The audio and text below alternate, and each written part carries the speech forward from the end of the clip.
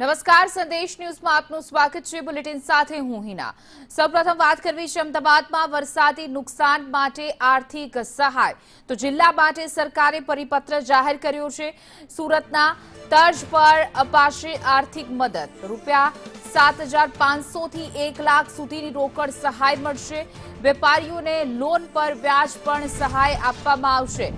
તો અમદાવાદના વેપારીઓને હવે આર્થિક સહાય મળશે। જે રીતે ભારે વરસાદ બાદ જે નુકસાન થયું છે એને લઈને હવે સરકાર સહાય ચૂકવશે।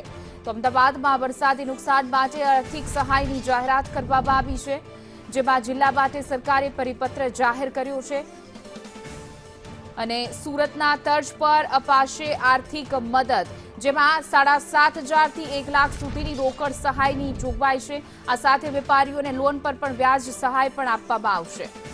વધુ વિગતો સાથે અમારા સંવાદદાતા હિરેન રાવલ જોડાઈ ગયા છે। હિરેન, જે રીતે હવે સહાયની જાહેરાત કરવામાં આવી છે, કેવી રીતે વેપારીઓને સહાય પહોંચાડવામાં આવશે? જો અમદાવાદ જિલ્લા માટેની આ જાહેરાતનો પરિપત્ર રાજ્યના મહેસૂલ વિભાગ દ્વારા કરવામાં આવ્યો છે।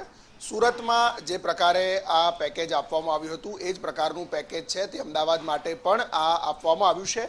ખાસ જે જોગવાઈઓ છે એ સુરત અને અમદાવાદ બંનેમાં કોમન રાખવામાં આવી છે। 7,500 રૂપિયાથી લઈ અને 1 લાખ રૂપિયા સુધીની રોકડ સહાય, એટલે કે એમાં લારી ગલ્લાથી લઈ અને દુકાનો પણ આવરી લેવામાં આવી છે।